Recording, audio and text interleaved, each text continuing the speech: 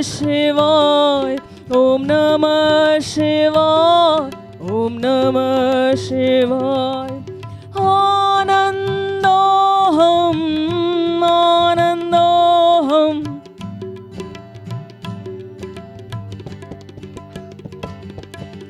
Anandoham,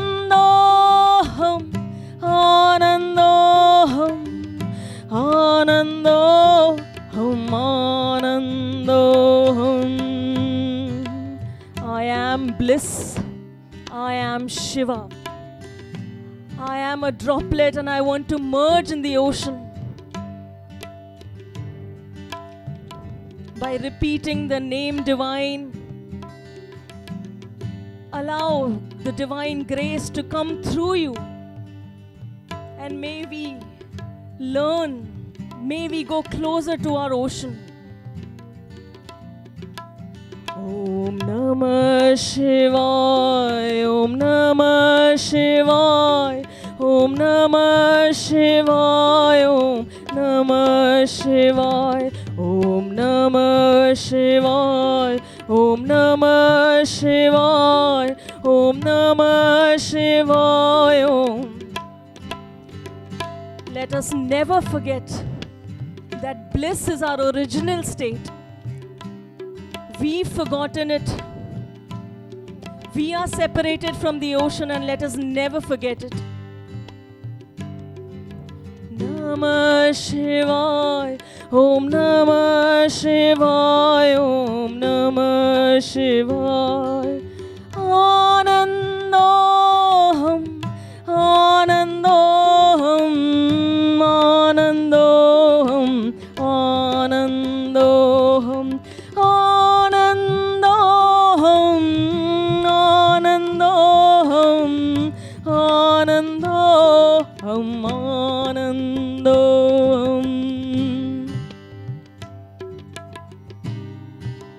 Let us keep our eyes closed. Just a moment of experience of that bliss is enough for the lifetimes to come. Just a moment of bliss is enough for our entire life.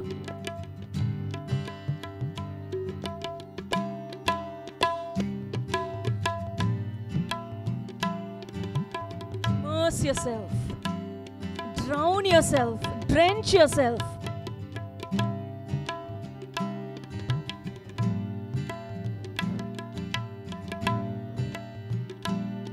Let nothing bother you. Let your peace of mind be your first priority.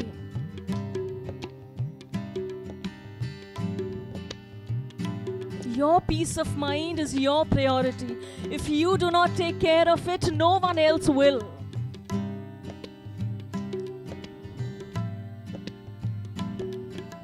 Absolutely nobody else will be as bothered as you for your peace of mind.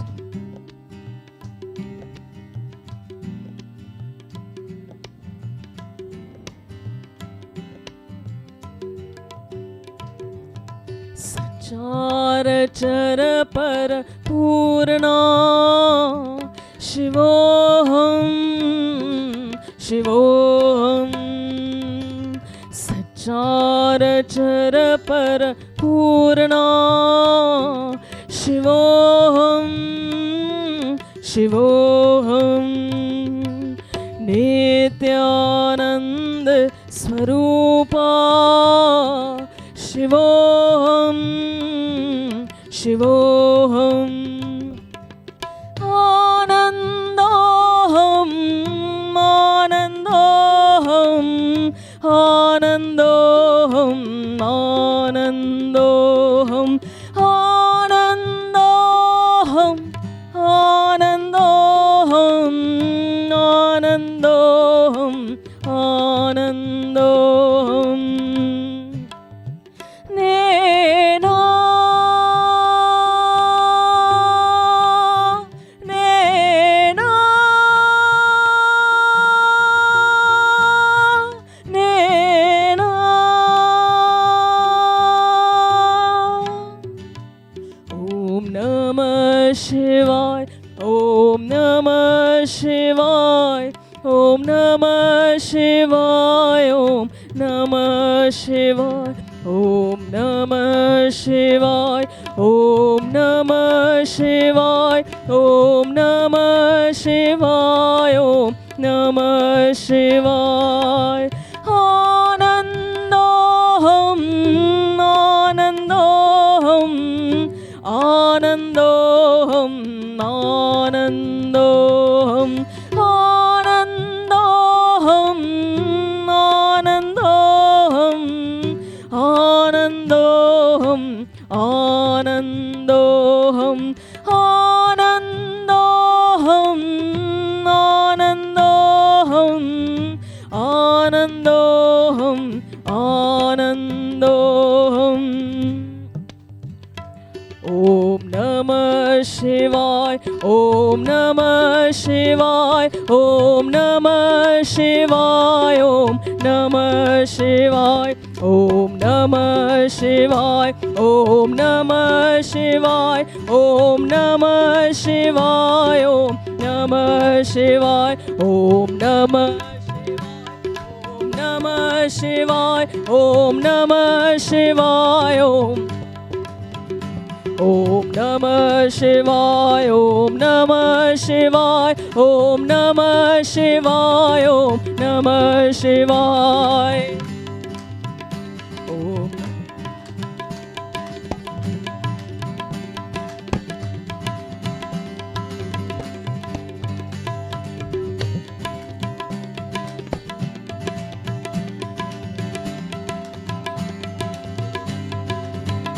Om Namah Shivaya, Om Namah Shivaya, Om Namah Shivaya, Om Namah Shivaya, Om Namah Shivaya, Om Namah Shivaya, Om Namah Shivaya, Om Namah Shivaya.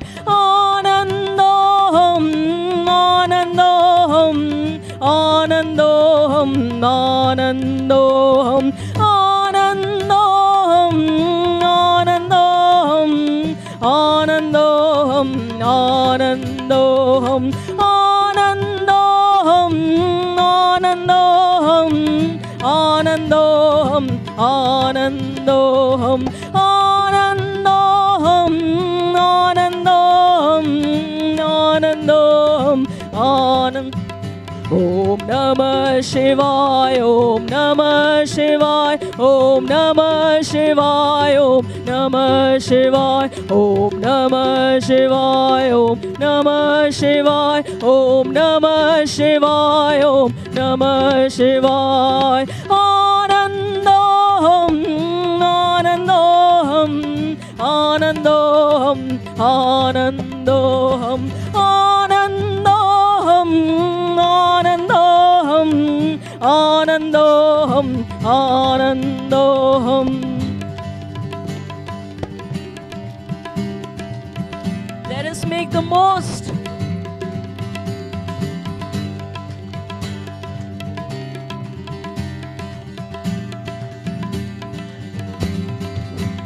Om Namah Shivaya, Om Namah Shivaya, Om Namah Shivaya, Om Namah Shivaya, Om Namah Shivaya, Om Namah Shivaya, Om Namah Shivaya, Om Namah Shivaya. Anandoham, Anandoham, Anandoham, Anandoham, Anandoham, Anandoham, Anandoham. Get drenched. Drown yourself.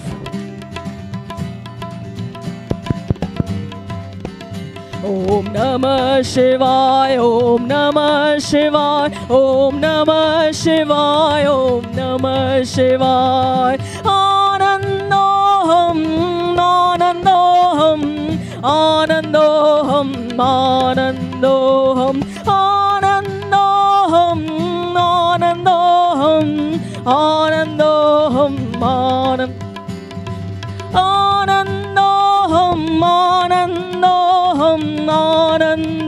Anandoham, Anandoham, Anandoham, Anandoham, Anandoham, Om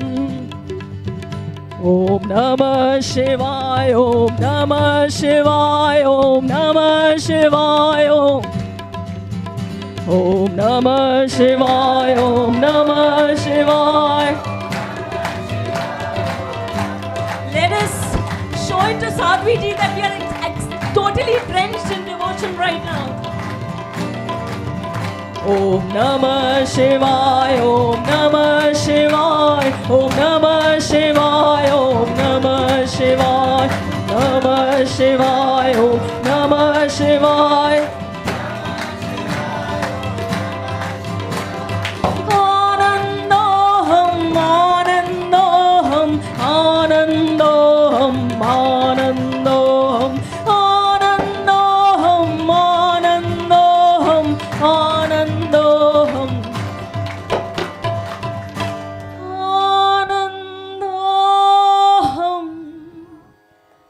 Anandoham, Anandoham,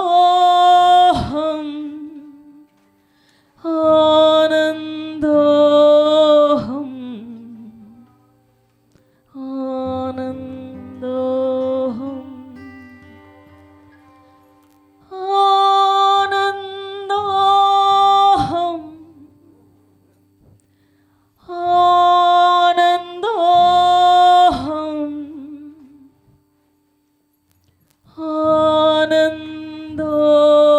Anandoham,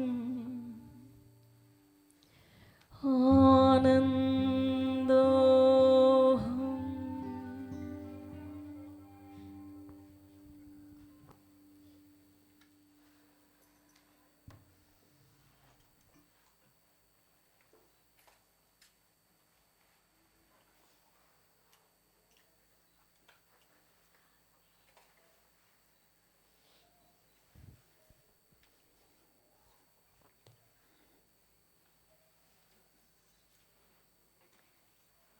Take a moment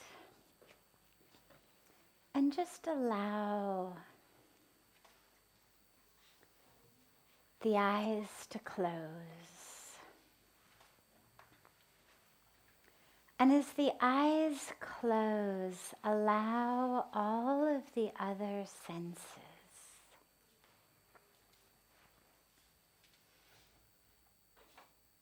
to pull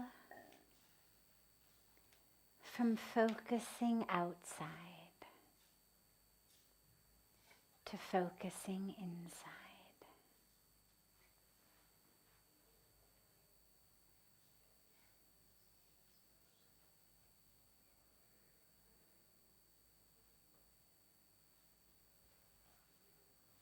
Draw your awareness to your breath.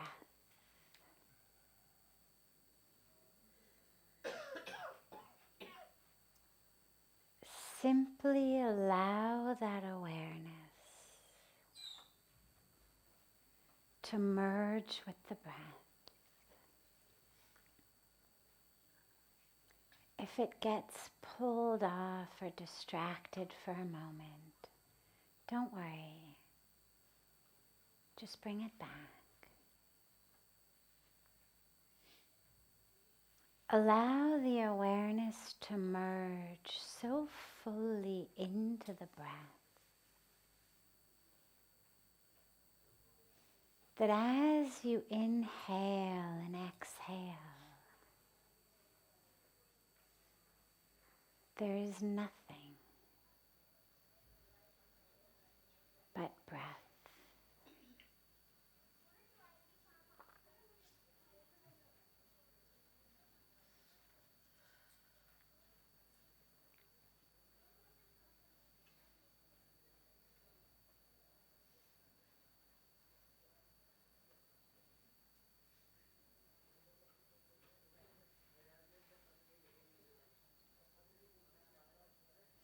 As you exhale, on each exhalation, allow yourself to let go.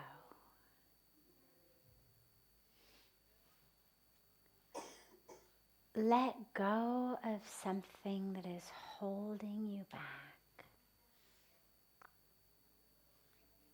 an identity about the self, some role you play that you're stuck in, some aspect of your history, your personality,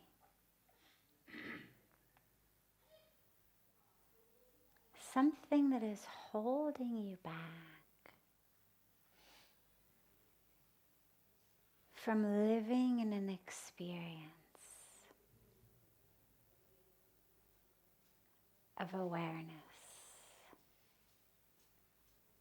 from living in an experience of expansion, from living in an experience of truth. And as you exhale, just let those things go. Breathe them out as you exhale. The roles,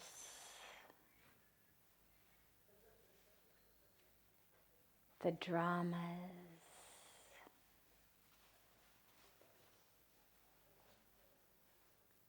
the history,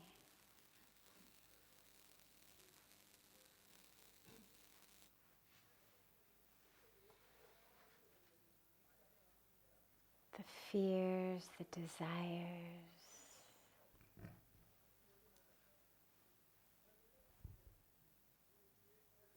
the responsibilities. On each exhalation, just breathe them out and let it go.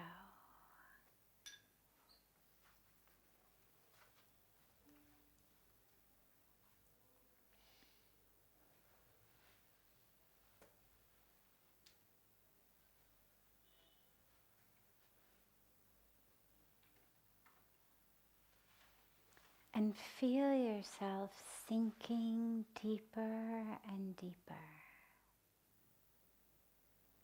As you exhale, as you let go more and more, feel yourself sinking deeper and deeper into the core of the self.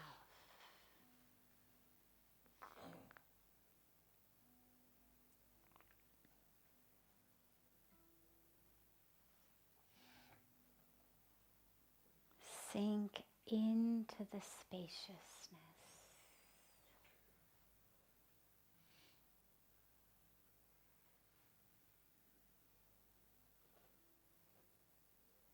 Sink into the expansiveness.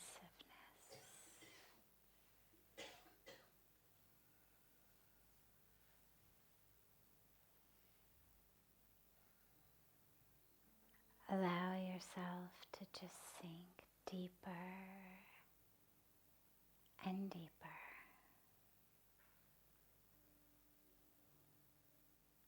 Freer, freer.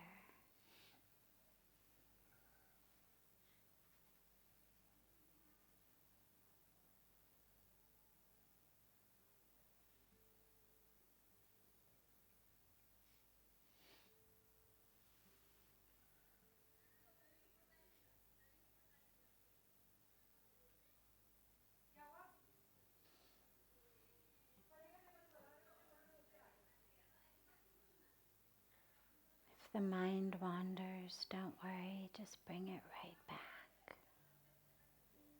Back to the breath.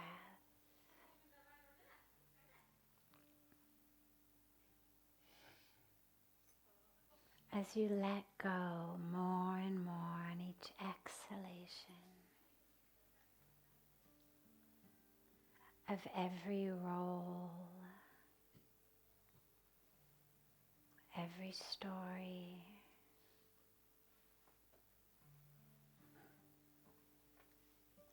every attachment.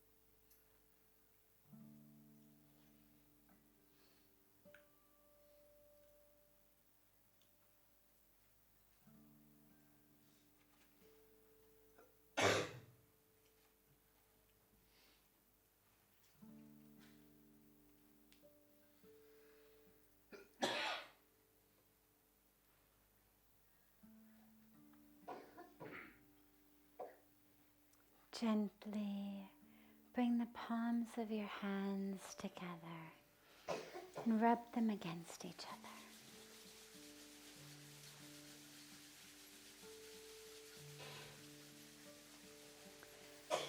Press the palms of your hands into your closed eyes.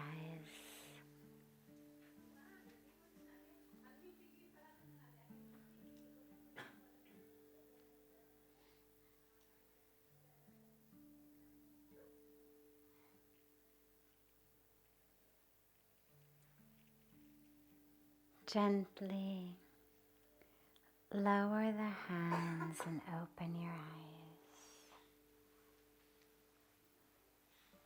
eyes.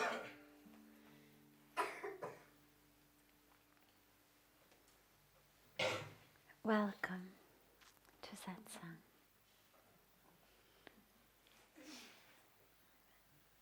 Last night we ended with a question that had arisen, and I said we would begin tonight with it because it was a deep question, and I didn't want to do it in just the 2-3 minutes that we had remaining last night. And it was a question about if God lives in all, why is there terrorism? Why is there violence? Why is there war?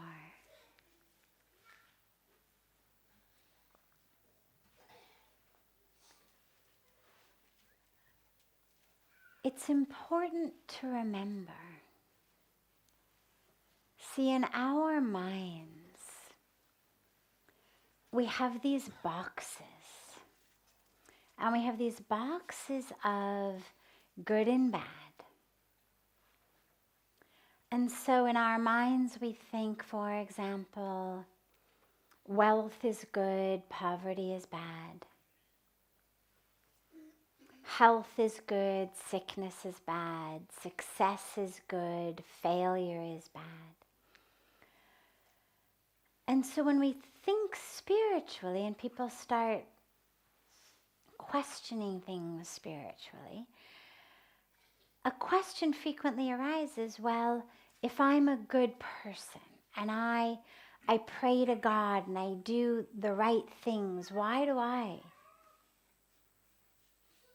not succeed or not have wealth or not have health, as though somehow God were this reward handing out machine, or that God were somehow sitting up there like Santa Claus saying, okay, you've been good, so you get 10 presents, and you've been bad, so you don't get any presents. But you realize that this is all just our own conceptions. We've put God into boxes and we've said, okay, this is what I think is good, and therefore, why is God not making it happen? I've been good. This is what I want. If God is good, then God should make this happen. I should succeed. My children should succeed. I should get what I want. Bad things shouldn't happen. But remember that God, that creative power, as we spoke last night, it's not linear. It's not creation and then sustenance and then destruction. It's not Brahma who creates, then Vishnu who sustains, then Shiva who destroys, and then it's over. It's cyclical. And God has no preference. It's not like on some level God says, well, Brahma is more of a a divine being than Shiva, because Brahma creates and Shiva destroys, as though somehow the act of creation were somehow more precious to God than the act of destruction.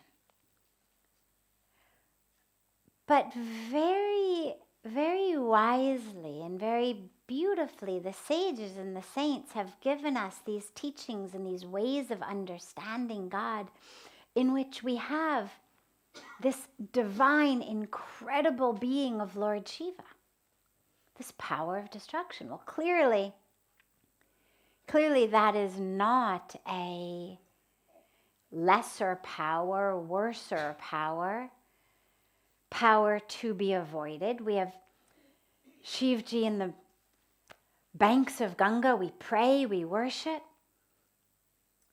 Tens of millions of people walk through these very paths next to the ashram every summertime in a period of 4 weeks to walk up to a temple dedicated to Shiva and carry water to offer to that temple.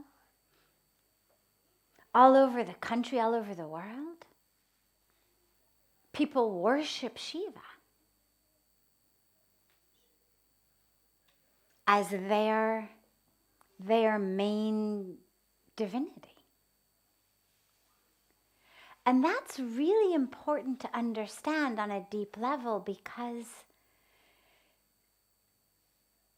that power is a power that is clearing things away in order to make room for creation. So it's not evil destruction, it's not bad destruction, it's not you're being punished destruction. It's the removal of that which is blocking us from living as the divine truth of who we are. The remover of that which is keeping us stuck.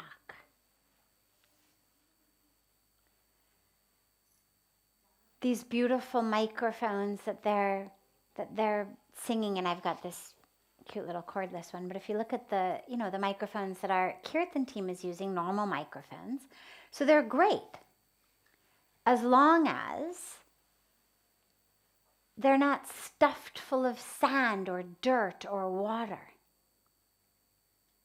But if they are, if you take one of those mics and you stick it in the sand, or you pour a bunch of dirt into it, you pack a bunch of mud into it, you pour water on it, it's not going to work, no matter how good it may be. First, you have to remove the dirt, the mud, the water, and only then will the microphone work. Only then will you be able to take the divine sounds of Kirtan and transmit them. In the same way in our lives, we're only able to be tools in the hands of God, to be able to serve, as long as our channel is clear. But if we are stuffed full, metaphorically, of dirt, of sand, of water, if we're stuffed full of our own egos, of our own ignorance, of our own expectations, of our own desires, of our own fears, of our own stories, our own dramas, that flow of the divine can't come through. Renu can be singing as gloriously as she is. But if the microphone is stuffed full of mud, that voice is not going to transmit. In the same way, that grace is there, that divine flow is there, that wisdom in the universe is there, that Shakti energy is there. But if we are stuffed full of our own ignorance, our own darkness, our own egos, we're not going to be able to transmit that into the world. And so we're coming back to this concept of God and terrorism, but it's important to understand it on the core level.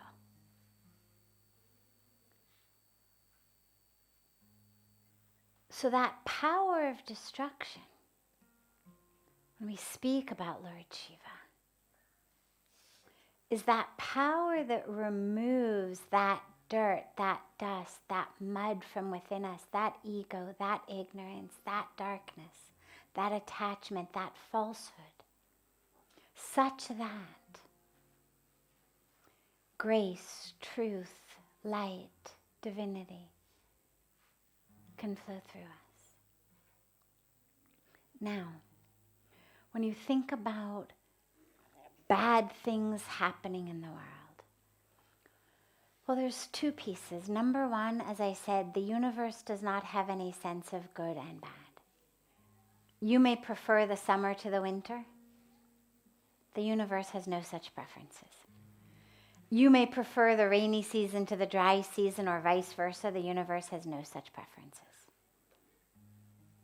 You may prefer day to night. The universe has no such preferences. Similarly, success, failure, wealth, poverty. The universe doesn't love the tree that holds its leaves 12 months a year more than it loves the tree whose leaves come off it every autumn. And in the same way, death, in the universe's eyes, is not a failure. We look at it and we say, somehow there must have been a fault, a problem. Why do good people get sick and die? Why do bad things happen to good people? Well, as though death itself were the ultimate punishment. But that's not how the universe sees it. For the divine, it's not about as long as your life can be. It's about how well you fulfill your dharma. In the Bhagavad Gita, when Arjuna says to Lord Krishna, "But I might die," Krishna doesn't say, "Oh, don't worry, you won't."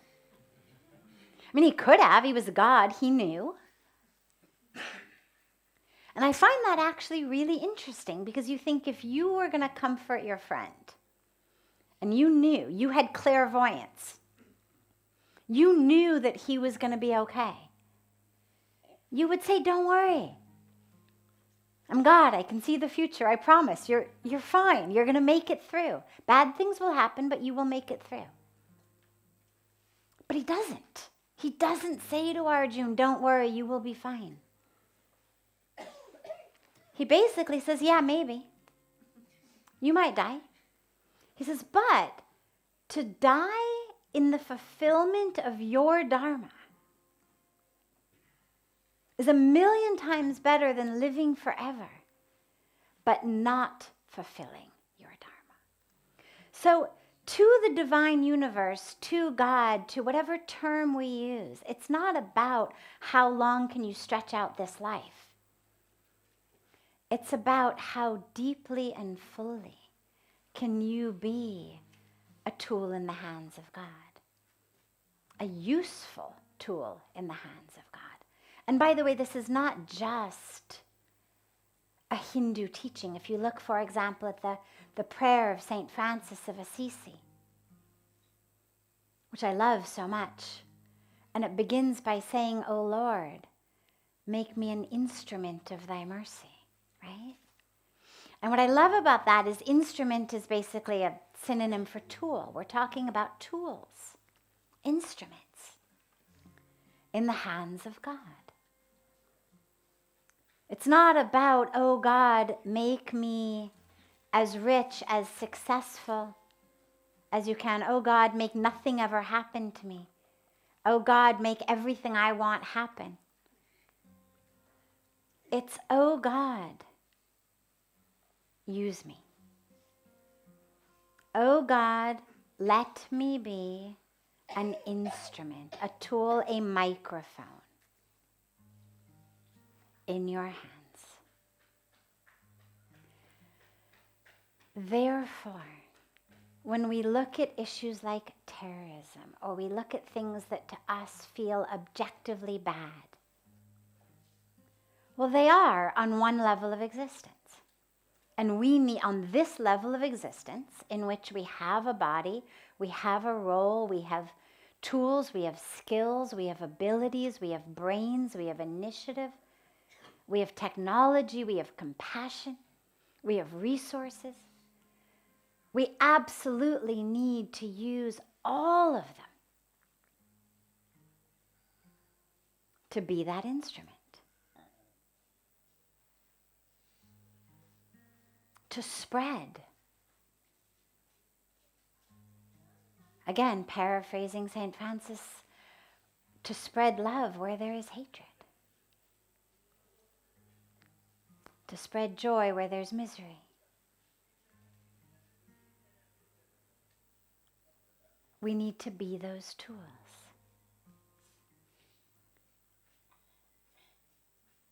But we also need to realize that this is not a failing of God somehow. This is a failing of us with our free will.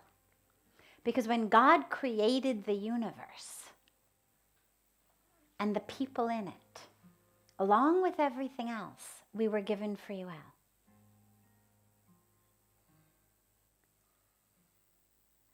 And it's up to us. Am I going to root myself in separation, in ignorance, in falsehood, in identification as the color of my skin, my religion, my race, my socioeconomic status, my sexual orientation, my side of the tracks, my people, my body, my career, my bank account, my desires, my rights, my entitlement, what I want, when I want, how I want it. I mean, we all know people who live like that. And that's your free will. Can't be thrown in jail for thinking like that.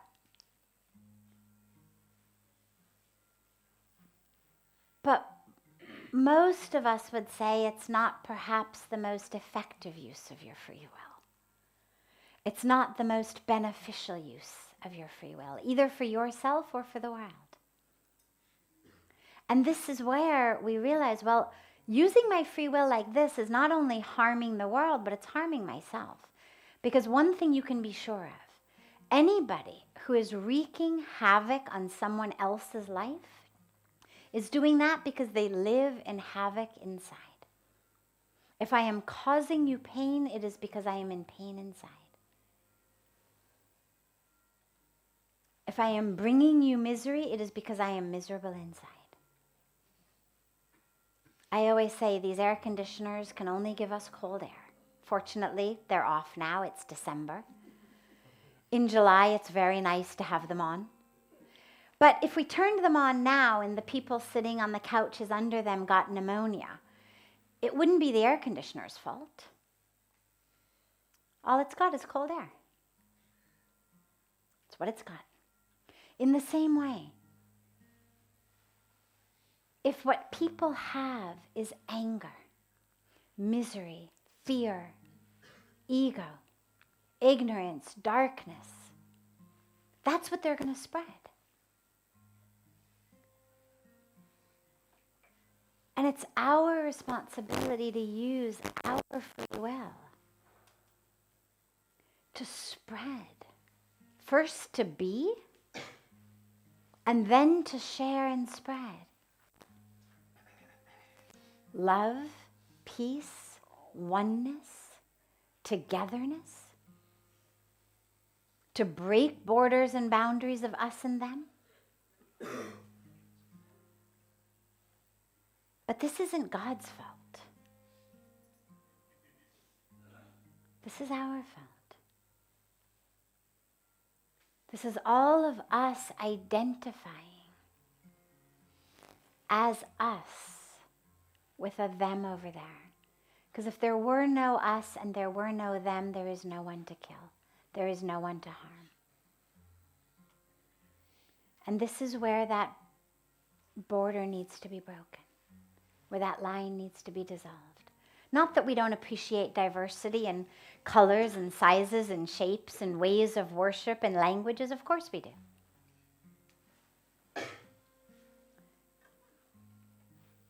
But those of us with our free will in our hands need to use it to come to that truth within ourselves, and then to be agents of, instruments of, tools of bringing that truth to the world.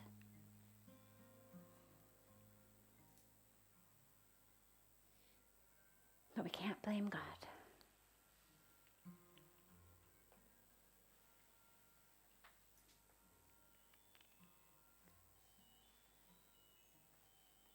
Before taking any of the questions that came in advance, I'm happy to open it up to any questions that anyone here might have. Yes. Actually, it is a bit of socio-economic and spiritual aspect. Okay. Last night, Social, economic, spiritual. yeah. Good.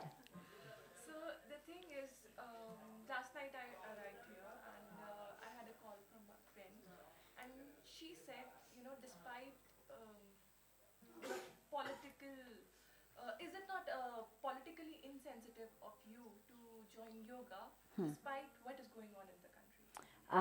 Great question. So, I'm sorry. No, it's a wonderful question. It's a wonderful question. I got a bit agitated with it because it was my personal choice. Mhm. My religion or nothing has forced me to, do yoga or to go on that track. Yes. But why is it that the youth, especially, that we end up joining yoga to religion or to a political party or to, I don't know, why is it that we are literate but we are not educated? And how can we educate others? Okay. So let's take the first part first and come to the second part after. So she got a call from her friend last night who said, how can you be here doing yoga with so much that's happening in the country? And of course we could expand it and say with so much that's happening in the world. So here's the situation. What most of us do, because there's a lot of things in the world that need our help. There's hunger in the world, there's poverty in the world, there's injustice in the world, there's violence in the world. I mean, there's so much in the world going on. And what a lot of us do is we, with full good intentions, meaning well, we join a movement, an organization, or something, and we're gonna fix it. The problem becomes when I'm rooted in anger, when I'm rooted in fear, I'm not a good channel for actually what needs to be done. And then it actually becomes much more about me and my ego than actually being beneficial to anyone else. I will share a personal story with you that those of you who have been coming to Satsang for a long time may have heard, but it's worth sharing with you here, which is a story of when I first came to India. And I went with Pujya Swamiji to see a group of schools in a slum area that he had been approached to sponsor. There was a group of 10, 11 schools that were running, but the trust that was running them didn't have any money. They were running in the slums, they had nothing, and this trust approached Pujya Swamiji and said, would you adopt these schools. So he says to me, would you like to come and see them? Sure. So we went and we spent all day in the most horrendous slums that you can imagine. Come back that night, I'm crying.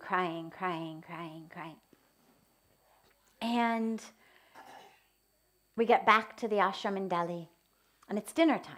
And I say, oh, I can't eat dinner. Oh my God, how can I eat dinner? I can't, those kids, and oh my God. And he says to me, are your tears helping them? And I say, no, but oh my God, oh my God, oh my God, oh my God.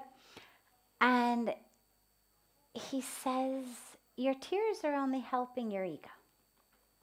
He said, you feel like a very compassionate person. You feel like a very good person. Look, I spent the day with poor kids in the slums. Now I can't eat. I can't sleep. Look, aren't I a good, compassionate person? He said, but your tears are not helping them. He said, if you really care about them and you really want to help them, eat your dinner, go to sleep, and get up at 5 o'clock tomorrow morning and start figuring out where you're going to raise the money to sponsor these 10, 11 schools. So that will help them. And I share this story frequently because a lot of us, especially when we're young, we see things in the world. There's injustice, there's violence, there's discrimination, there's this, there's that. I mean, there's so much. And we want to do something. But that doing something typically just takes the form of we yell, we scream, we picket, we sit in, we do Facebook posts, we do online petitions, we cry and we sit around and we cry together, and we feel on some level like we are doing something. We are part of a movement. The problem is it's a movement that isn't actually going anywhere. Now, that being said, social uprising is important insofar as it makes people understand, no, we don't accept the status quo. And so when there are issues in society that need to be addressed, having people come together for it, it's important as a first step, as one piece.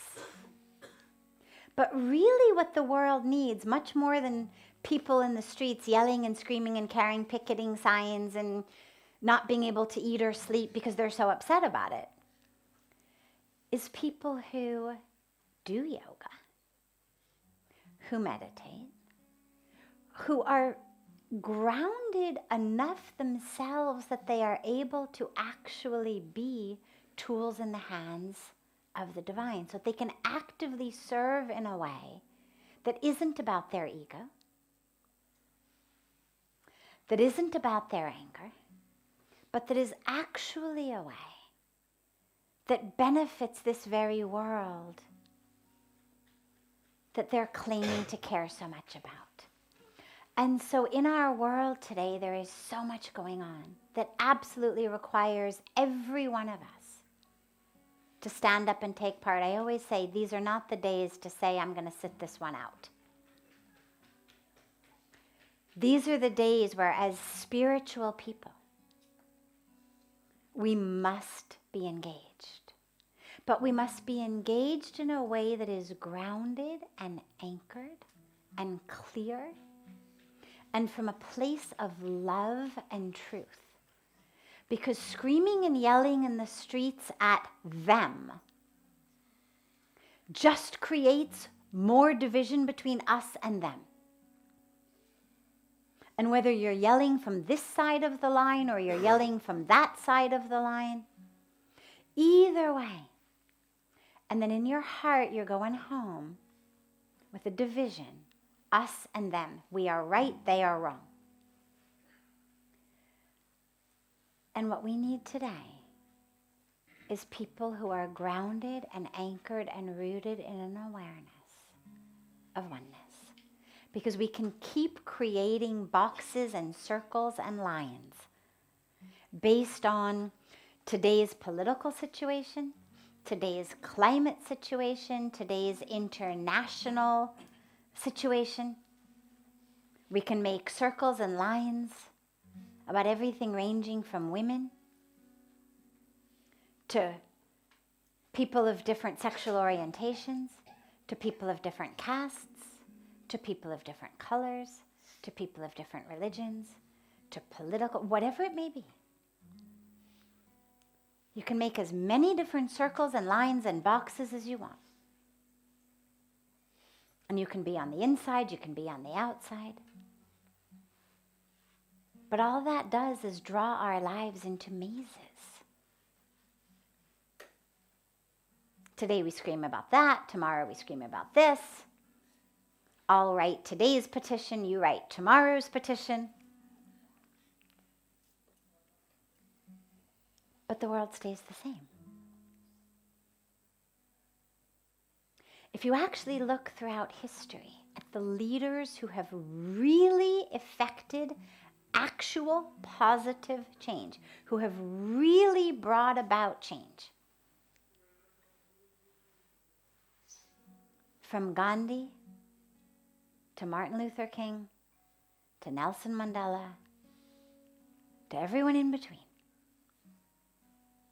these are leaders who were strong, who were forceful, and who were rooted and grounded and anchored in themselves. Their work was not work of me versus you. And so what the youth need today is the same as what everybody needs today. You know what to say no to. You've got dozens of things to say no to. Find something to say yes to. Figure out what is it we say yes to and work for that. That's what your yoga, that's what your meditation, that's what your spiritual practice, that's what's going to give you.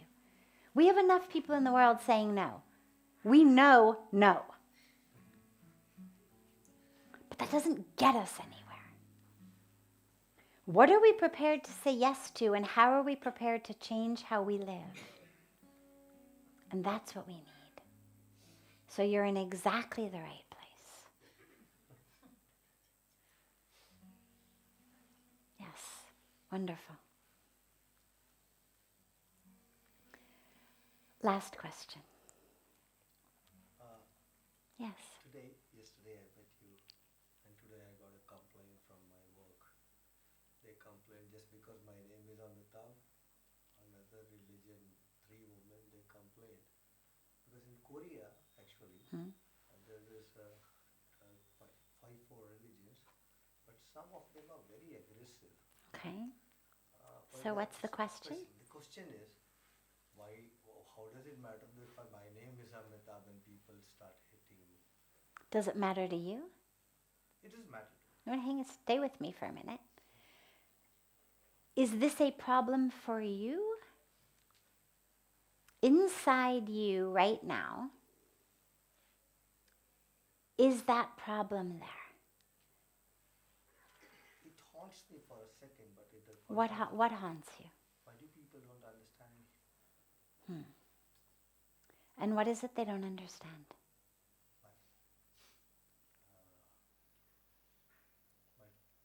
I think I'm very true. I believe in that. That you're very true. I'm very true. I'm a very good man. I always want to help people. That's my bliss. But why don't they have that? When they don't understand you. I feel a little. Okay. So raise your hand if you've ever felt misunderstood. Now keep your hand up, keep your hand up, keep your hand up. Look around you. Look around, okay? know?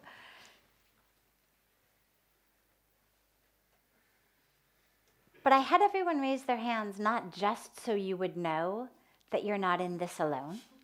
That was piece one. But piece two is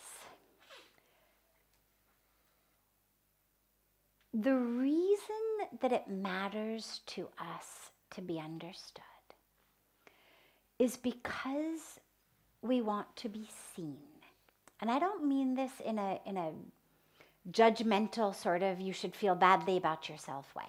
But if you're honest and you really look within, okay, so I want people to understand me. Why? Because I want them to see me, to really see me for who I am, the truth of who I am. And why does that matter to us so much? It matters because our own ability to see and know ourselves is not yet full. Every time you feel hurt because you have been misunderstood by someone, it's a very good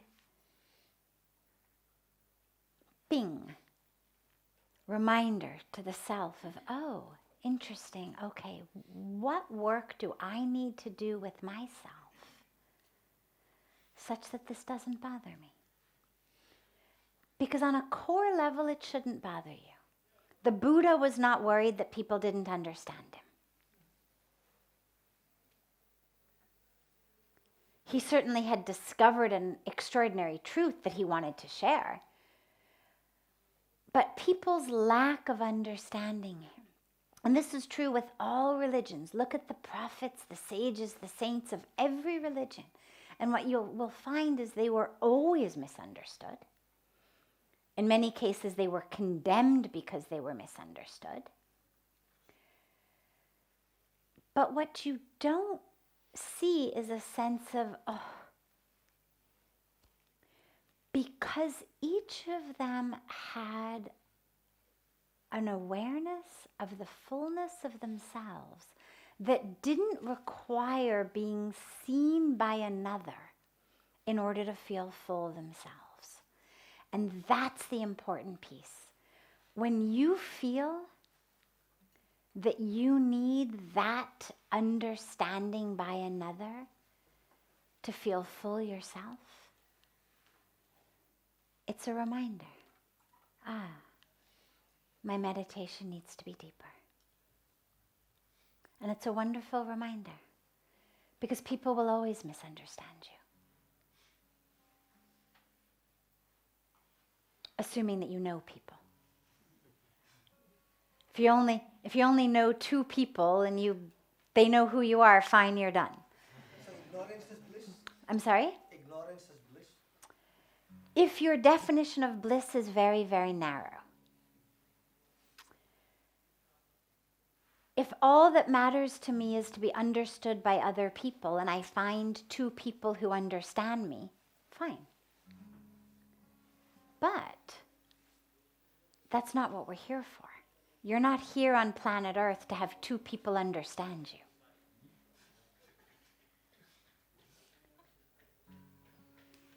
And so every time you feel misunderstood, it's a way to remind yourself,